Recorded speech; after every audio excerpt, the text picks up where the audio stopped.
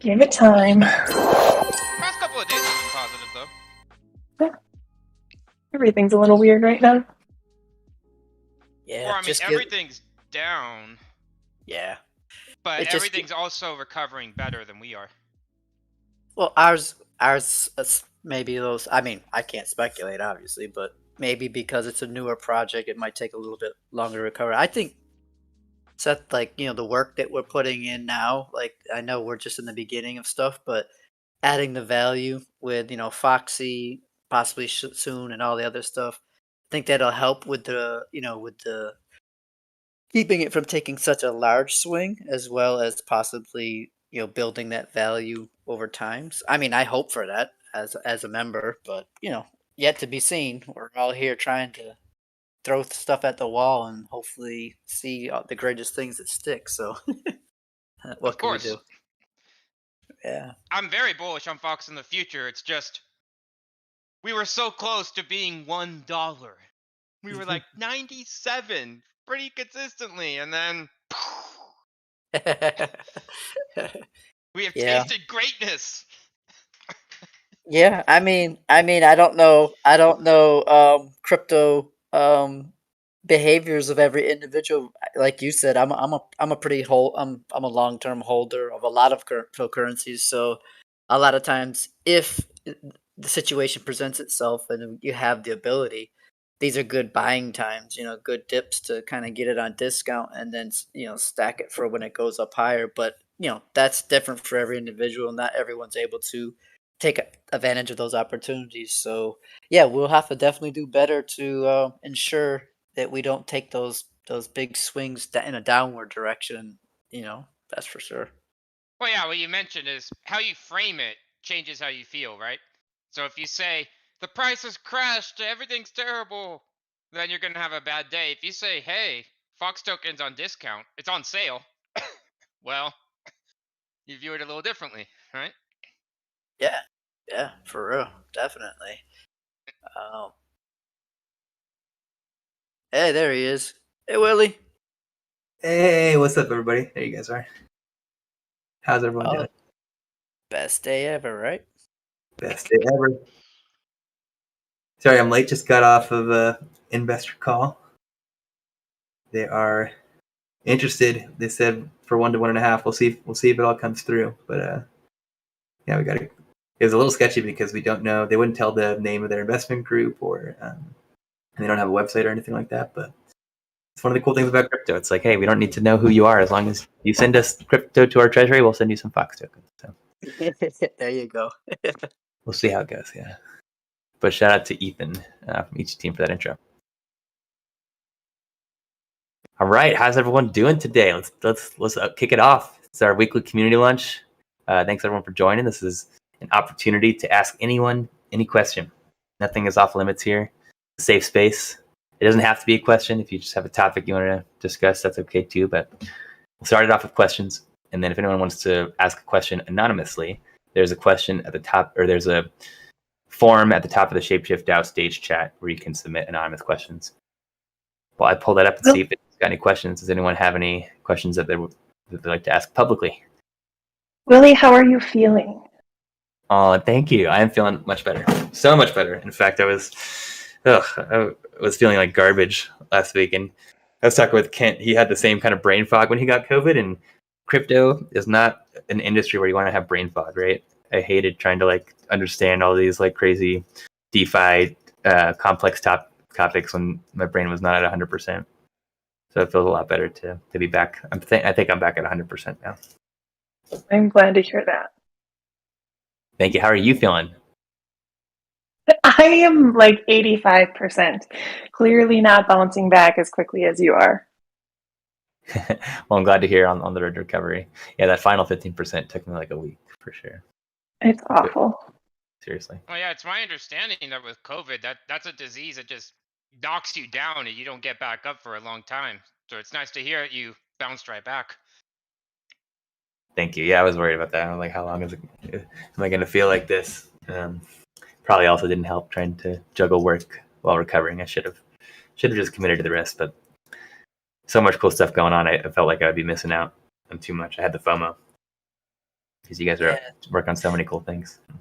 No FOMO, Willie. Take your health into consideration, because otherwise, it becomes a larger issue in the long term. You're relatively young and you move at a very fast speed, so please take care of your health, man. We're here. We'll hold you down. Don't you worry. We got your back. I appreciate you guys, and it's awesome to know that we have an amazing community to back me up. That's one thing. I used to be a CEO, and I will never be a CEO again, because as a CEO, I really felt like I could never disconnect or unplug. But as a DAO, it's like I think it's so much better. We don't have any CEO. It's like we're all in this together, right? And it's a lot more shared responsibility, which is so much nicer. If anyone's ever been a CEO, it's a lonely job. Yeah, The job never I feel ends. you. Yeah. I feel you. Almost all those executive roles just have like a cadence that just drains you over time, and it's awful. So yeah, I feel you. One of the things, and I know Josh isn't on the call currently, but when he made his announcement the other day, one of the things that I saw as a very positive step in for him is that he's taking the time to do something that he wants to focus on more. And that was a decision I made as well, where over time it just felt like, you were just grinding and grinding and grinding. And to take a step back and to kind of refocus and reset can be very important, because it gives you the ability to kind of, refresh yourself, refresh your thought, your mentality, your mind, and your spirit. And those things are very important over many years of just using your energy for efforts that sometimes just drain it versus replenishing it. And it just depends on obviously the efforts as well. Really well said. And Josh, yeah, he's been working at ShapeShift and in crypto for, I don't know, 6 years about at this point. So, and that's like 60 years in crypto years. So yeah, and he's Josh was always, for me, and for many others at ShapeShift, he is a mentor. And he's such a great, if anyone's ever gotten any mentorship or seen Josh coach, he really is amazing at that. And yeah, I'm glad that he's pursuing his dreams and in a good position to do that. And I'm glad that he's hanging around and is still going to be like sharing he's doing coaching right now, some leadership coaching with me, DeFi Cafe, Mr. Nerdhair, Toshi, a few DAO community members. And he wants to continue doing that and make that available to more of the DAO and be available to help anytime there's conflict resolution and stuff. So I'm glad that he's going to be working on that, because he's so good at it. And yeah, it's great for DeFi Cafe to be able to step up into this role, because can't think of a better engineering workstream leader. For losing Josh, DeFi Cafe is definitely he's amazing. And looking forward to whoever's coming out to ETH Denver to be able to hang out with us all in person, because he's one of those anons. But he will tell you, if you meet him in real life, he will let you know. He's the man behind the avatar. Who's coming to ETH Denver? Let's get a roll call. I am. Heck yeah, bro. I will be there. Yes. I'll be there. Sweet Gray Machine. Sweet Miss. Never was he going to make it? Not this time, but I love the crew that's going representing. Wow, Gray Machine, Miss, and Ron, new contributors, and wow, that's just awesome. What a great list, and I'm sure there's others as well, but that's awesome. Yeah, I sullied that list a little bit, but I'll be there. Sweet. Yeah, it's really a solid crew, and you guys are going to love it. It's going to be so great, especially for anyone who hasn't gone to an Ethereum conference. I cannot wait for you guys to experience the magic firsthand. I really think it's a life-changing experience when you see all these brilliant people just working on the coolest world-changing concepts, and doing it all weekend. Like literally, you'll see rooms of hundreds of developers just packed in all weekend building cool stuff, and it's a sight to see. And yeah, I'm looking forward to the broader community getting to meet these awesome ShapeShift community members. You guys are going to be, I think each of you are great reps. And yeah. About ETH Denver, I heard on the Ethereum or ETH Denver call last week that they have like coffee and snacks on site. You got any insight into that? Like, is the coffee worthwhile, or should we go out of the way to get some of our own? Oh, dude, they have such good snacks. They got great coffee. They've got like kombucha. They got other weird energy drinks and stuff. Great snacks, and it's a free conference. It's so cool. And they also, you'll get tokens that you can actually, you'll get like what they've done in the past is they've given people buff die. They give them a special token on X die that you can use. All attendees get like a budget of like, I don't know, 10, $15 a day that you can use at all these food trucks they have parked outside, and you're actually paying in crypto. It's a pretty cool experience. So yeah, I wouldn't worry too much about it. It's as far as conferences go, ETH Denver is definitely, especially for a free conference. I've never been to a free conference with better food than ETH Denver. Awesome. So- Yeah. There's also some cool coffee shops really nearby. In case it's not good enough for you, there's one called Amethyst Coffee that's really cool and like a I'm not block that away. picky. It's more so I don't want to be drinking, dirt water. Totally. Yeah, no, I think it'll be Let's pleasant be real. surprise. Yeah. Ron is not the coffee drinker in this situation. Oh, he's asking for you. That's too sweet. Josh, you missed it, but Never was giving you kudos for stepping into this new role as a coach and following your dreams. Oh, thanks, man. Thanks, Never Was. Thanks for letting me know that, Willie. You bet. I'd be remiss if you didn't share. Yeah, no, definitely.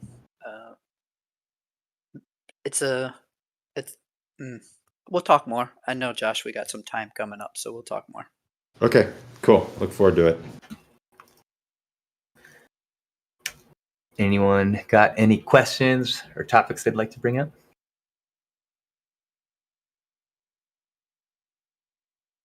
Anything's on the table? Okay, I'll show you guys something cool real quick while anyone comes up with a question. Showing this because I don't know if you guys have seen the Give Farm yet. This is another cool project, Giveth, Blockchain for Good project, building the future of giving. Just launched a DAO recently. And Giveth is considering launching a new thing that could be of interest to ShapeShift.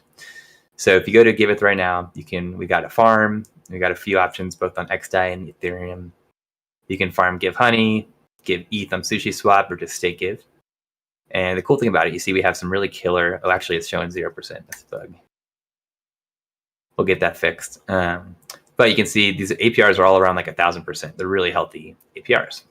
Here you can see on mainnet, 1,700%, 1,500%.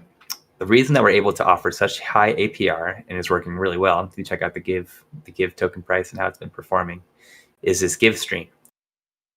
And the Give stream is basically a stream of tokens that runs over a 5-year period. We're 1% into this 5-year period. So whenever any tokens that you earn in Giveth, whether it's from the Give Farm, Give Backs, or staking in the Give Garden, you actually earn for staking in the DAO. Those all you get, 10% available immediately, plus however far we are into the Give stream, and the rest streams to you. So we can, we'll harvest them right now. So right now, if I go into XDAI on the farm, sure. You'll see I have Give that I can claim right now. And then I also have Give that has been added to my Give stream. And when I harvest, some of these are going to go into my wallet, and then some of these are going to get added to my global Give stream. Let's see, I don't know why MetaMask is having an issue right now. So anyways, Giveth is considering taking this concept and making it available to other projects, such as ShapeShift, so that we don't even have to do a pool with Give. The example that I want to use is where I think this could be applicable to us is the Honey and Fox pool that we have on XDAI. So if you guys remember, we did a token swap with the One Hive community. We swapped, I don't remember how much, but it was like 200K, I think, around tokens each with each other. And then we deposited it into this liquidity pool. And what ended up happening is because the way the timing worked out is that after the proposal for both groups had approved the token amount and the tokens were already sent out of the DAOs, Fox token price went up a lot. So we have a bunch of leftover Fox sitting on XDAI that we pretty much committed to this Fox Honey pool. And what we could do is, instead of just doing a regular farming pool, we could do a give stream, basically. We can give it this exploring, basically taking this concept of the stream and making it available as a service. So just like Olympus had their bonds, and that became popular, and they made it available to other projects like ShapeShift who wanted to launch Fox bonds. Giveth is considering taking this give stream and the give farm and making it available to other projects that want to get liquidity on XDAI. And all they would have to do is basically send the tokens to Giveth, and Giveth would deploy the farming contracts. They would add we would add a section to the give farm and to the give stream for these partner projects.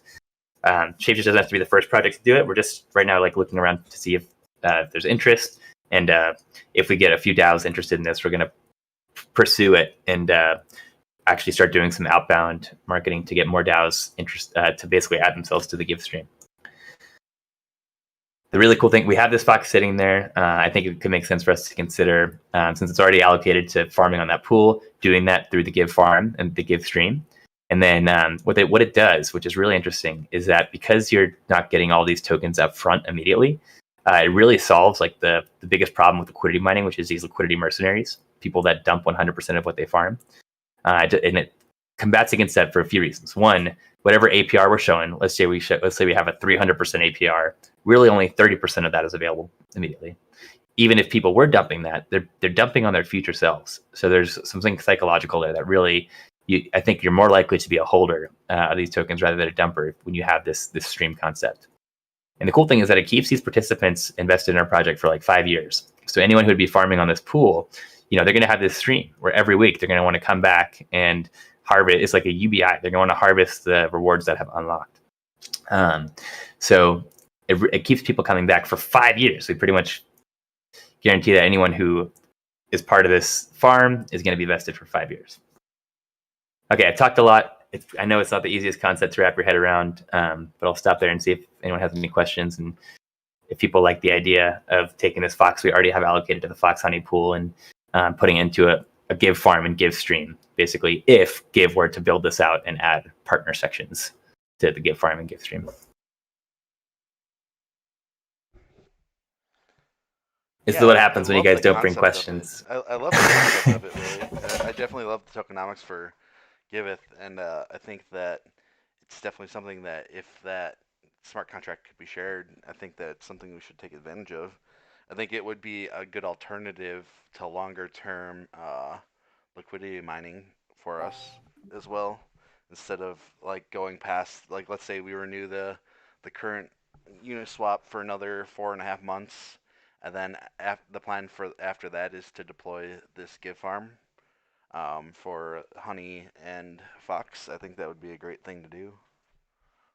Yeah, I think there's like all these different reasons why it's cool. Like I think it would be great for ShapeShift to like show that it wants to actually like make a difference in all sorts of like macro aspects, and beyond that, like it would be really cool to jump into like diversifying with a project that we're clearly like already connected to and like can like easily discuss with and like make things happen easier than normal. So I think it would be cool to explore what you have here for sure.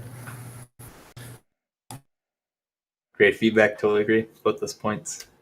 And to your point, Ron, too, around this could totally be an evolving type thing. And I was thinking exactly like along the same lines that you are, where let's say we want to have an angel vault.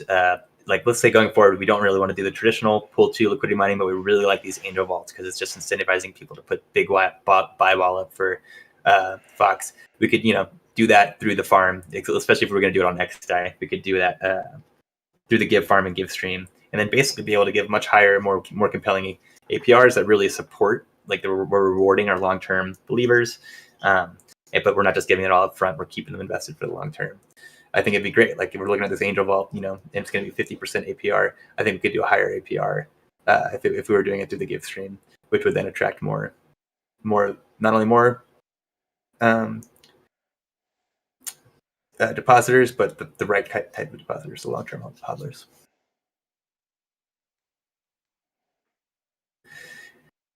Yeah, and in terms of, we're still figuring out one of the details around it is it could be a free service. We're thinking it might even make sense for Give It to do this for free, just because the benefit we'll get is a bunch of like-minded crypto holders who are our target donors coming back to the Give farm for the next 5 years, which is valuable to us. But we're also considering doing like a 1% suggested donation of the total liquidity mining rewards. And those tokens would basically take those tokens, pair Give tokens with them, and deposit them into the liquidity pool. So, and I agree with you, Hunt. It's a great way for ShapeShift to like do some good, give back in a way where we're not just giving away money altruistically, but we're actually getting something of value in return. And yeah, I think there's some good benefits there. Also, it's just a good thing to do, and helps kind of build that relationship out with Give It, which can be a fruitful long-term relationship. Well, we don't even have to like, right? We don't even one of the cool parts is like we don't have to give necessarily like in too much in that regard. Like in the normal like situation, you would have to like just hand over like money for a donation, right? But because of like what's going on over there, you can like stake your give or like stake whatever like rewards we would earn or like whatever the situation is that we figure out.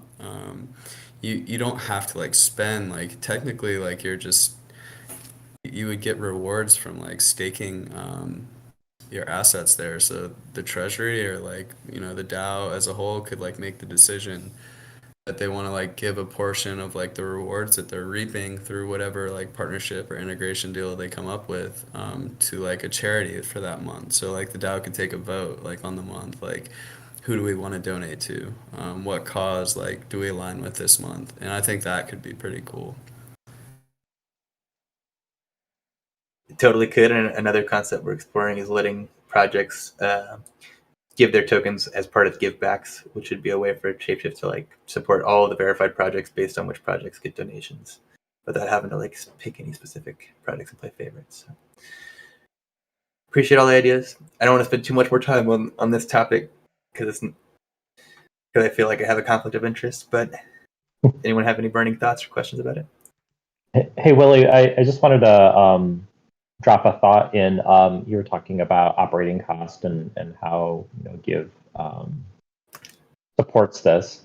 I don't know if you've used the public app. It's like a stock. Actually, they've added crypto, but it was basically like a stock trading application. And I mean, it still is.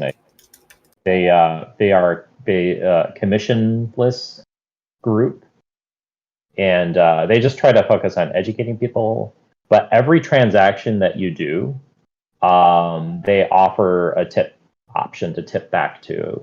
So if you run a small trade, it's like tip 50 cents, or if you do a big trade, it's like $2, and it'll only nag you once a day, or it must have a timer for 24 hours or something like that. Like if you do multiple trades in the day, it's already tipped, and then they stop nagging you, and you can just say no. But it's an experience thing that seems to work well for them because it emphasizes that they're commissionless, and that every transaction that they run, they give you the option. So just a user experience thing that if you hadn't seen it, I was going to throw it out there for you to take a look at. Thank you. I had not seen it. I'm checking it out right now, and it looks beautiful. And I love the name your price model. I think that is so cool. And I think that oftentimes you might end up making even more revenues with a model like that than with mandatory fees. So thank you for that suggestion. It's also the coordinate model. Did you know that this coordinate tool that proposal passed is coordinate's a totally free tool, but the only way they monetize it is giving you the option to tip to the coordinate, just as you would allocate Give tokens to another contributor. And I think it's brilliant. I think that they're definitely probably making more revenue with that approach versus if they were charging mandatory fees, and if everyone feels better about it. I hadn't seen that. I haven't taken a look at Coordinate yet. Yeah, speaking of Coordinate, we got Seth on the call. Seth, how you living, dude? You excited about the Coordinate? Getting it set up? I am.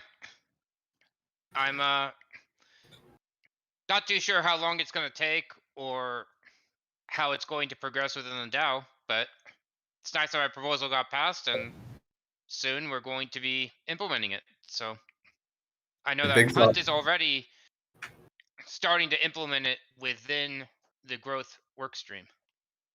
So I am part of perhaps the DAO's first coordinate circle. Big props to you too, man. You're killing it. Just want to make that like a public thing. You're doing great. So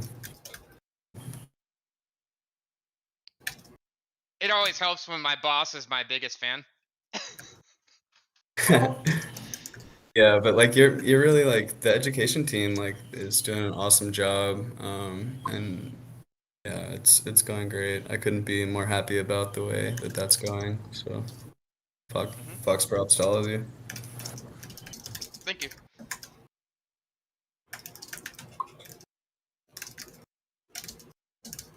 Sorry, I'm DMing these investors right now, letting them know they're welcome to join this this One of AMA. the cool things about like Coordinate, dude, is like that you can like vote new members into your circle. So like I set it at like 8 of 14 or whatever, however many people we have on there. I think it's 8 of 14. But like you can like as a team decide like if like say a new contributor comes in with like 1 month left on the term, right? It'd be kind of rough to like have your team decide that that person would like be in on like that coordinate circle.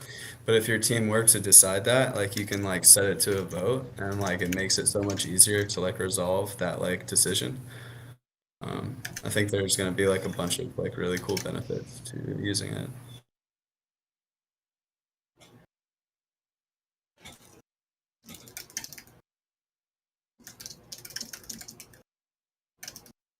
Yes, so I had to leave the leadership meeting earlier to jump on the call with these investors, but did you guys discuss that anymore? I think where we are right now, Seth, is we had asked any workstream leader who just like does not intend to use Coordinate right now to opt out, so we could take the Fox that they don't use and allocate it to the other workstreams that do plan to use it. So just waiting to hear back from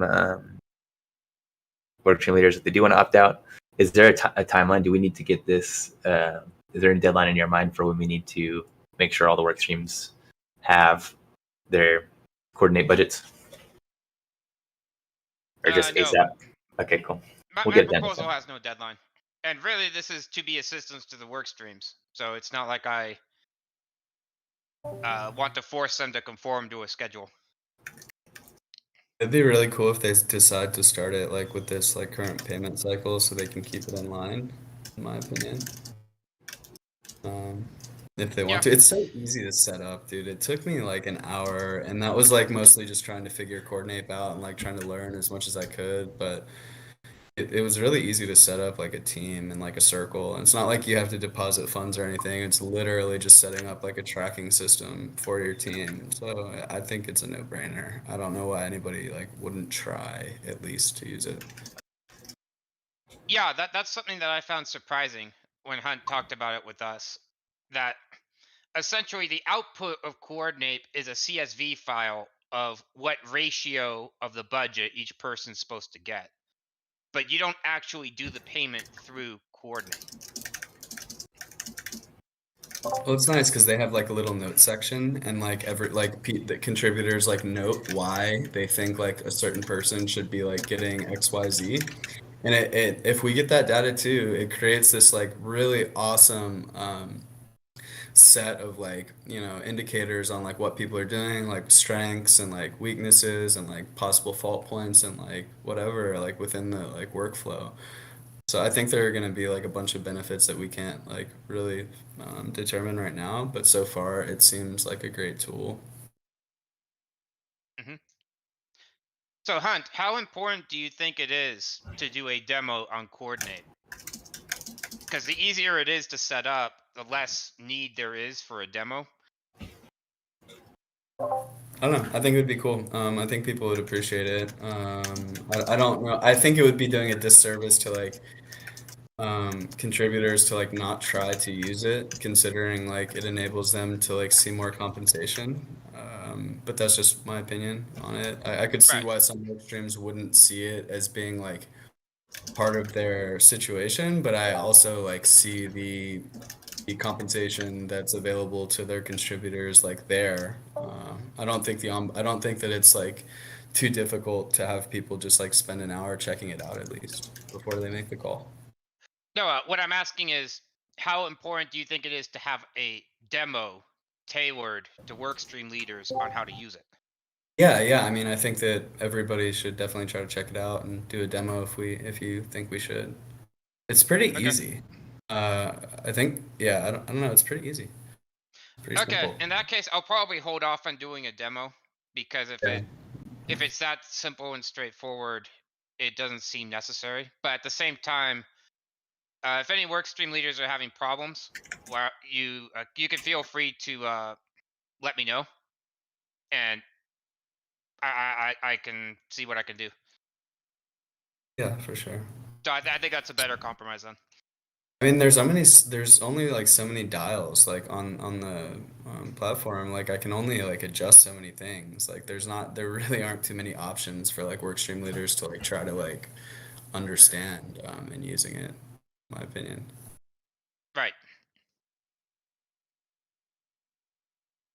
Cool. Yeah, I do think, even just if you could put together, Seth, maybe just a paragraph that we can send to the workstream leaders, just letting them, I think that would be worthwhile, because I think you're right. It's pretty easy to use once you know what you're doing, but I'm not sure every workstream leader quite understands how they could use it yet.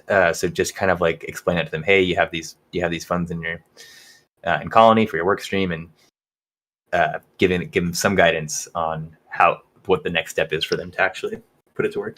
I think would help. Doesn't have to be all the instructions on how to use it, just how they could think about. Yeah, so I think what I'll do then is I'll have the education team prepare that document. Since we're probably gonna, we would have done that anyway, right? So I think I'll great try to idea. fast track the production of a document specifically for coordinate use by workstream leaders. And that way, yeah. So the entire DAO would benefit if we just put it on our Notion, and I can ping workstream leaders, and yeah. So I'll put that on my to-do list. Thanks, man. Awesome. Thank you, Sam. Thank you educating us all. Had a great chat earlier with Seth too, by the way, just talking about Lobby, this very cool tool, and getting all of the onboarding docs into the Notion. By the way, have you guys checked out this Notion? The DAO's Notion. Share my screen. If anyone hasn't checked it out, I encourage you to get in there. If you don't have an account and you'd like to play around with stuff, reach out to your workstream leader. All workstream leaders have the ability to invite new folks. And you can see there's already some good stuff in here for many of the work streams. Notion is a tool available to us. And we were chatting earlier with the education team about all this content and where do we put it? It's like, if we can put it into Notion and organize it all, that's going to be great, because the more great content we have in here, we can share this with everybody, with our community, with the world. It can be very transparent and it's a great tool. So I encourage every work stream to spend some time getting content that you think would be valuable both to your work stream and people who are interested in your work stream, but also just to the broader community and anyone who's interested in diving deeper into ShapeShift to be able to see what's going on and peel back the curtain a bit. So is it currently possible on Notion to give guests or people who don't have an account read-only access to the documents? Yes, that is possible. Let's do a example right here as guest. Wait, where's the?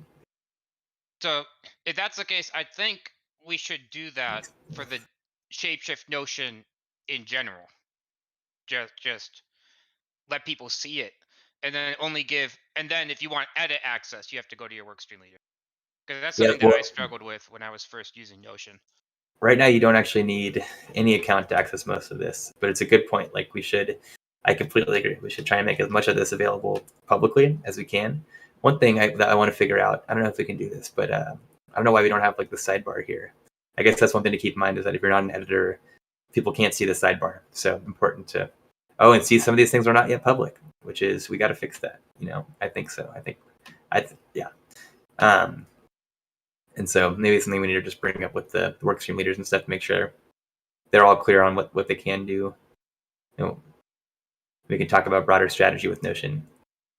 But yes, to your point, Seth, I completely agree. I think we should make this stuff available. And one thing that I would like to see happen is getting this stuff added to ShapeShift.com and starting to add links to some of this stuff just from ShapeShift.com, which we're already doing a little bit. If you go to the careers page and stuff, that's linking you straight to Notion.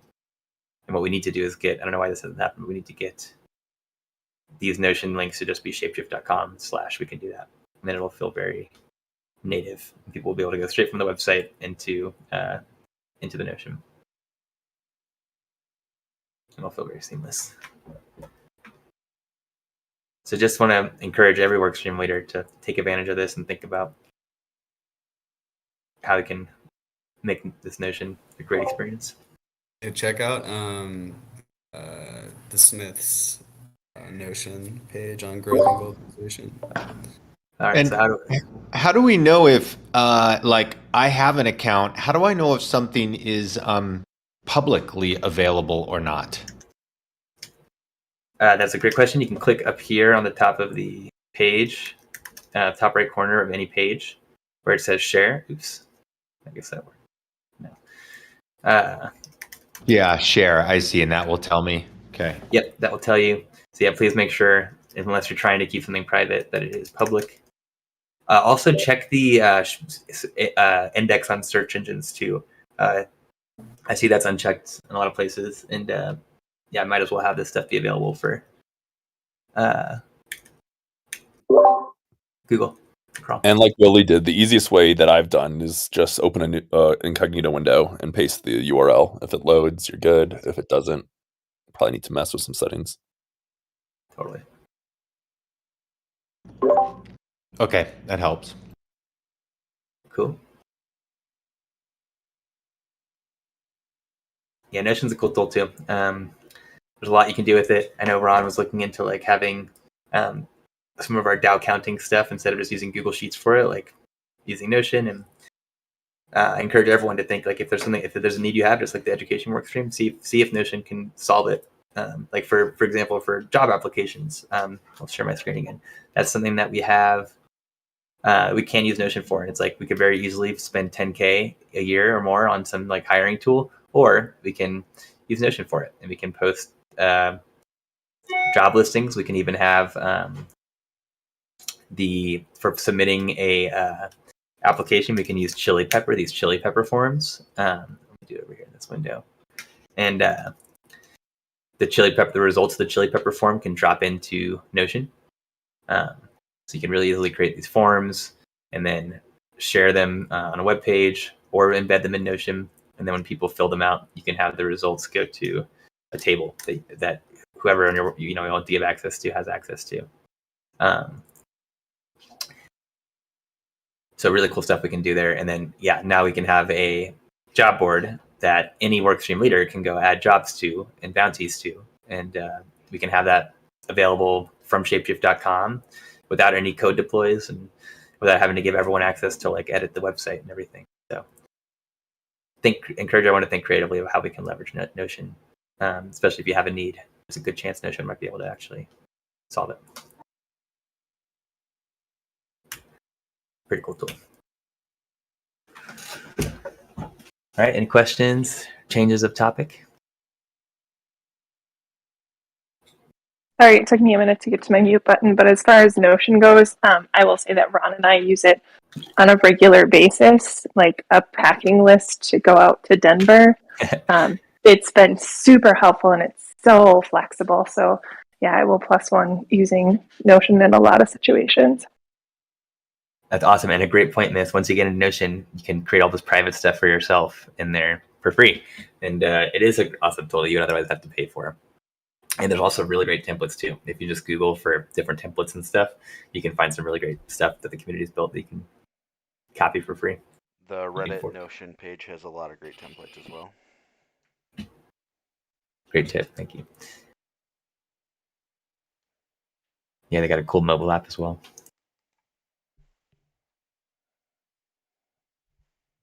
All right. Let's see. What are some fun topics? If no one brings stuff up, I'll start calling people or suggesting stuff. Merch store, bro. I was thinking merch store too. And when I see a question from Gray Machine, are we linking out from app.shapeshift? That is a great question. What do you guys think? I mean, that's a great idea. At the very least, from shapeshift.com. What do you guys think about linking to the merch store from app.shapeshift.com? Why not? All right. Sounds sweet. I mean, it doesn't have to be in some hugely prominent place, but it should be there. Yeah, so I guess why not? Where could we put it that would be a good UX? It wouldn't detract from the existing UX. Yeah, that was the next question. So if we do link directly from .com, then like buy our swag, call to action is gonna, it's hard to sneak in there and have it look slick. I think you're right. I actually changed my mind. I don't app shapeshift.com, yes. App.shapeshift.com, maybe not there. Cool. Yeah, actually, I mean, I could even see it being a fun card for the homepage, and we can always put it in one of the drop downs too. But like, buy Shapeshift swag, and maybe a little note that like 70% of profits or something go to the DAO treasury. I think that'd be awesome. Card. So, and again, it's a revenue stream, right? It's like we can get some serious revenues from any conversions we get there. So, I like that idea, Gray Machine. What do you guys think about putting it on shapeshift.com? Maybe even as like a section on the homepage.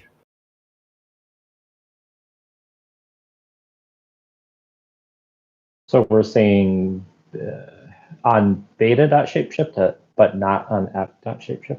Just on shapeshift.com, the information marketing site. You've seen shapeshift.com before, right, Gray Machine? Shapeshift. I mean, what? Well, yeah. I mean, I've seen.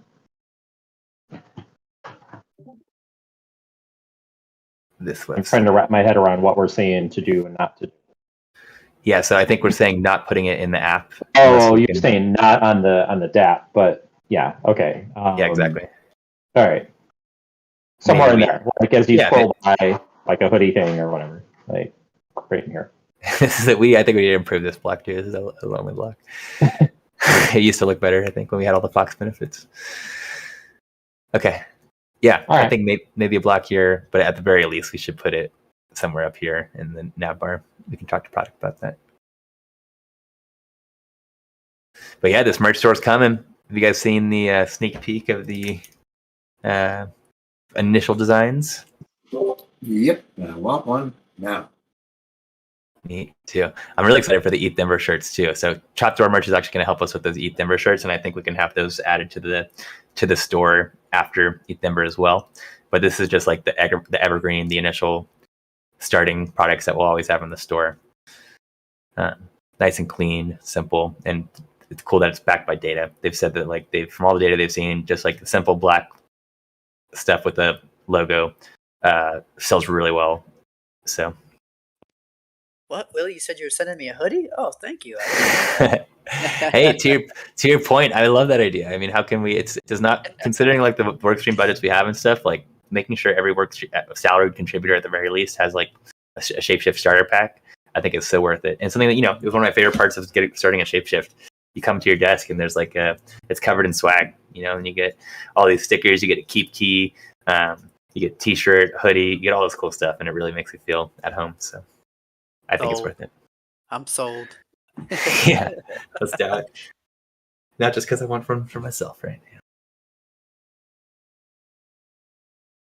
Cool, and that's another perk for anyone who's coming to Eat Denver. There's some beautiful swag that Hoff designed. Cannot wait for that. There's like a little fox with the ETH chain. It's awesome. All right. Hey, John, tell us about this Fox Fay token swap proposal that went up yesterday if you're available.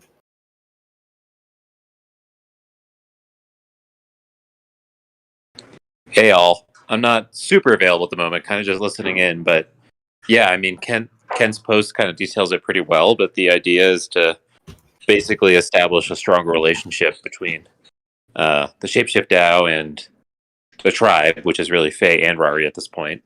And it also achieves the goal of getting us more stablecoin diversification. If we do it, basically we can get Fei, which is a stablecoin, into the treasury. So I'm personally in support of doing that. I said all the way up to 10 million, but really, we're starting around 2 million to see what the community feels. And as part of that, we would also integrate the Rari pools basically into our interface. So I know that's something the product team was working on to mock up. And it'd be really cool, Willie, if once we have those mock-ups to follow up in the thread in the tribe form and our form with links to that. But yeah, I think it's a pretty cool idea, and obviously in support of it. Heck yeah. Thanks for the overview, John. I'm really excited about it too. And yes, we will. I could even give a sneak peek right now if we don't have any other topics at this UI UX and get some feedback, because we're beating with Rari tomorrow, and it would be cool. We still have some time to make some final adjustments, so it'd be cool to get everyone's thoughts on it real quick. But yeah, I wanted to ask John, do you think is it good for us to should we all go jump in the Rari forum or the Fei forum? I think it's the Fei forum, and post on that thread and say hi. Or would that be too cheesy? I'd love to see one or two of their community posts before we just brigade them. But after that, I'd say yes. I think that sounds good too. Yeah, I saw it. I didn't want to triple text, right? I saw you Ken posted, you posted, and I was like, yeah, maybe I wait for someone else to post before I post them. But definitely we'll be posting the UI UX once we run it past their team tomorrow and get their feedback. But I think they're gonna love it. I'm excited for you guys to see it as well. It's been a fun project. We've been just working on product this past week. Props to Diggy and Decentralized J for cranking it out. Yeah, on another topic, we're juicing the bond limit pretty soon. I think we just made a vote yesterday. I don't know if you have anything to say on that, Ron or Willie. But I'm stoked on it.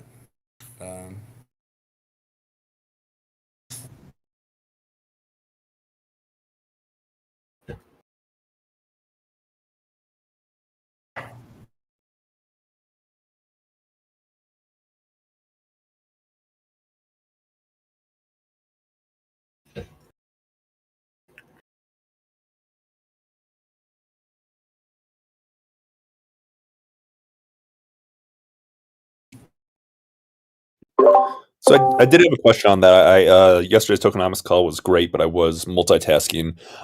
Is this increasing the rate at which the bond appreciates, or is it increasing the max amount of Fox that can be redeemed through the bond, or is it both?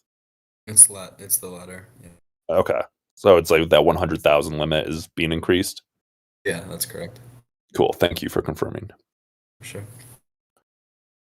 Yeah, I don't see. I'm looking at the details that Olympus team gave us to adjust it, and I don't think that they have given us the detail for we're increasing the max payout. It says from 40,000 Fox to 100,000 Fox. I thought weren't we also going to go up to 144,000 Fox on something? Yeah. We're already at 100,000, so yeah, we should be moving that higher.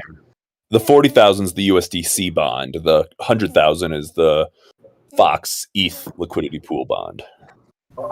Yeah, we're moving that up to 144K as the max.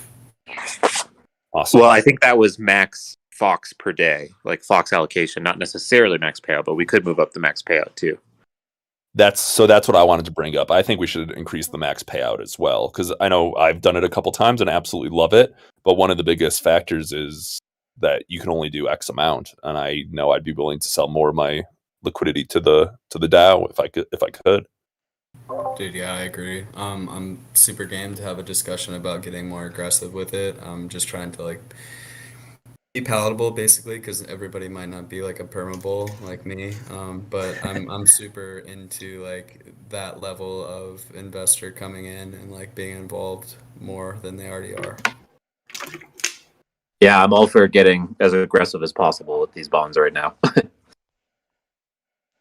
Okay, I think there's one thing that the Olympus, we still need to get some guidance from them on how to build this transaction, because and it's this increasing the. Is it Ron? Are you on the call? Yeah, I'm looking at what they posted right now.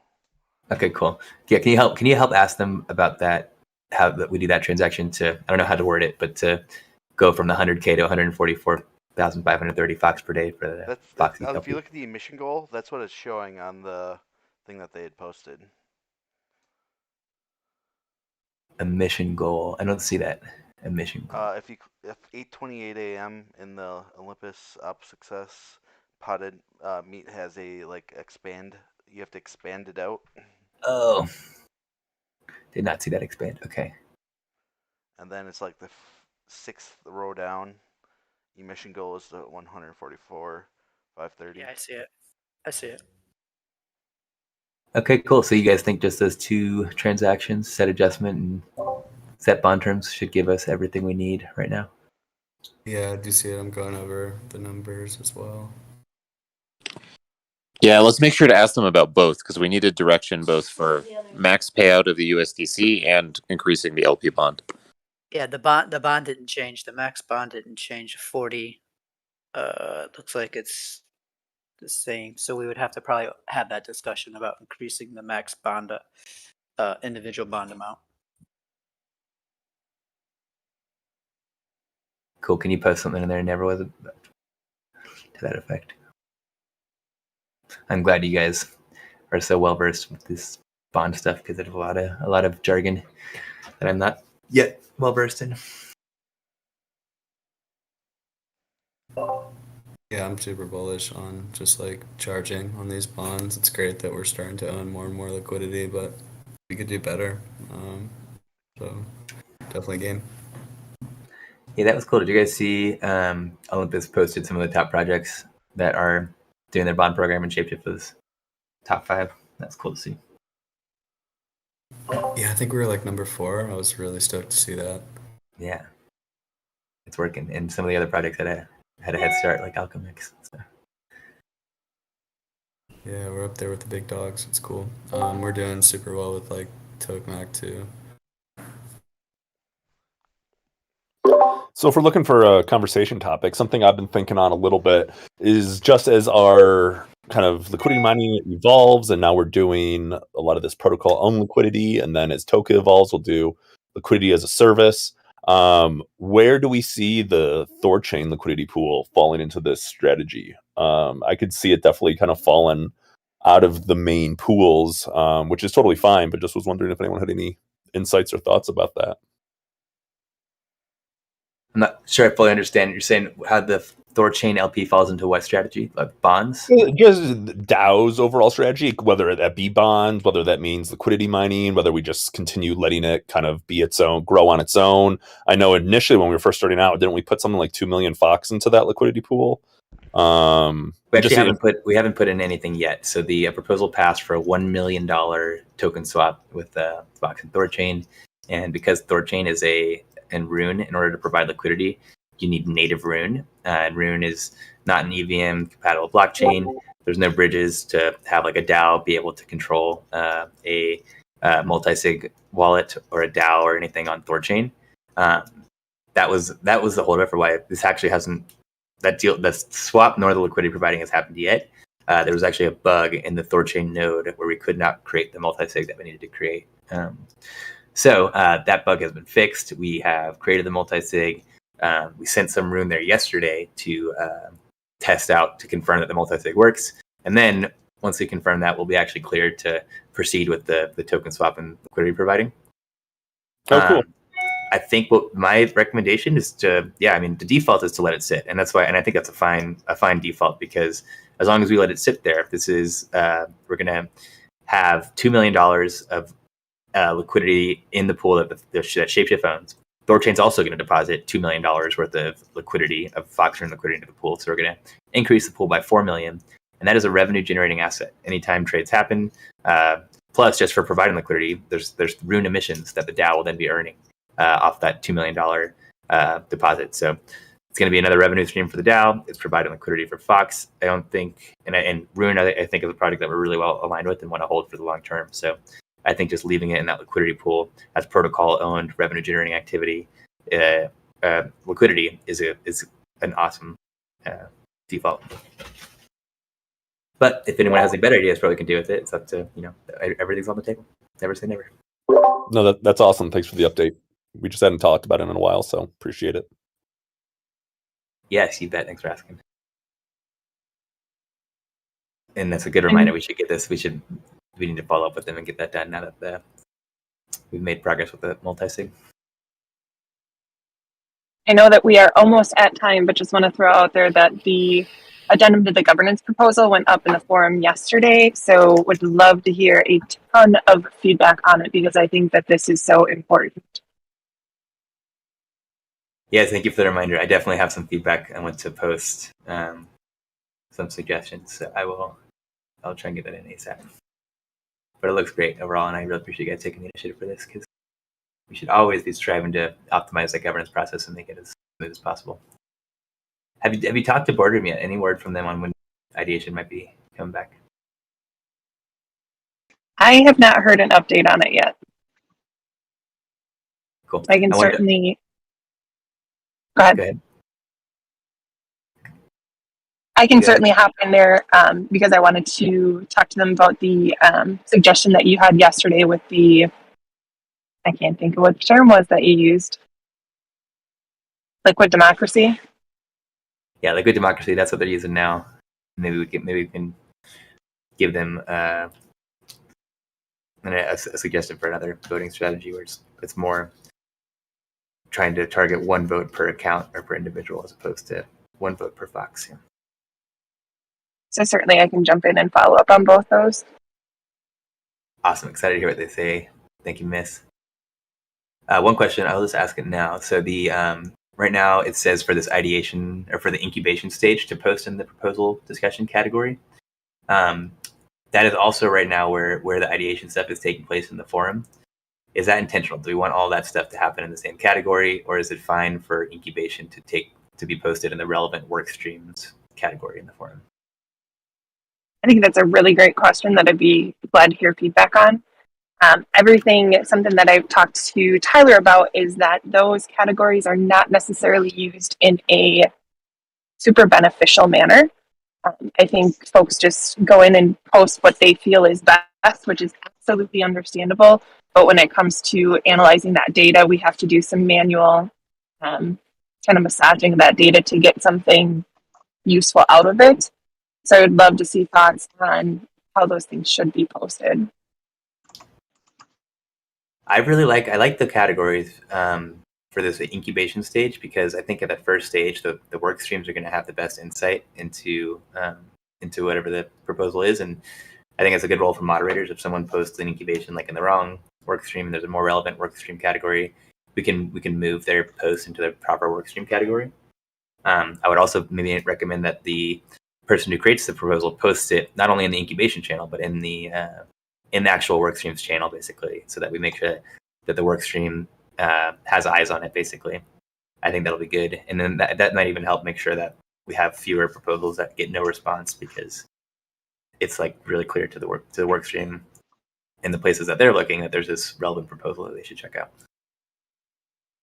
I could post that feedback in the forum post.